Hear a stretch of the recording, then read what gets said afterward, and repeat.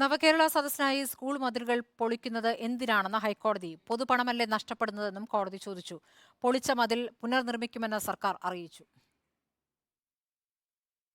നവകേരള സദസ്സിനായി ചക്കുവള്ളി ക്ഷേത്രമൈതാനം വിട്ടുനൽകാനായിരുന്നു തിരുവിതാംകൂർ ദേവസ്വം ബോർഡിന്റെ തീരുമാനം. ഇത് ചോദ്യം ചെയ്ത് നൽകിയ ഹർജിയിലാണ് ഹൈക്കോടതിയുടെ വിമർശനം. ക്ഷേത്രഭൂമിയിലെ മതിൽ പൊളിക്കുമെന്ന ആശങ്ക ഹർജിക്കാർ ഹൈക്കോടതിയെ അറിയിച്ചു. ഇതോടെയാണ് നവകേരള സദസ്സിനായി സ്കൂൾ മതിലുകൾ പൊളിച്ച വിഷയം ഹൈക്കോടതി ഉയർത്തിയത്. സ്കൂൾ മതിൽ പൊളിക്കുന്നത് എന്തിനെന്ന് ഡിവിഷൻ ബെഞ്ച് സർക്കാരിനോട് ചോദിച്ചു. പൊതുപണമല്ലേ നഷ്ടപ്പെടുന്നതെന്നായിരുന്നു ഹൈക്കോടതിയുടെ വിമർശനം. 5 ഇടങ്ങളിൽ സംഭവിച്ചു പോയി എന്നായിരുന്നു സർക്കാർ അഭിഭാഷകൻ നൽകിയ മറുപടി. പൊളിച്ച മതിൽ പുനർനിർമ്മിക്കുമെന്നും സർക്കാർ വിശദീകരിച്ചു. തുടർന്ന് ഹർജിയിൽ ചീഫ് സെക്രട്ടറിയെ കക്ഷി ചേർക്കാനുള്ള അപേക്ഷ നൽകാൻ ഡിവിഷൻ ബെഞ്ച് ഹർജിക്കാരോട് നിർദ്ദേശിച്ചു. ചക്കുവള്ളി ക്ഷേത്രമൈതാനത്ത് നവകേരള സദസ്സിനായി തയ്യാറാക്കുന്ന വേദിയുടെയും സദസ്സിന്റെയും രൂപരേഖ അറിയിക്കണം. നവകേരള സദസ്സ് ക്ഷേത്രത്തെ ബാധിക്കുമോ എന്ന് വിശദമാക്കണമെന്നും ദേവസ്വം ബെഞ്ച് നിർദ്ദേശം നൽകി.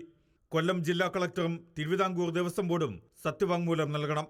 ഹർജി ഹൈക്കോടതി ഡിവിഷൻ ബെഞ്ച് നാളെ വീണ്ടും പരിഗണിക്കും. റിപ്പോർട്ടർ, കൊച്ചി.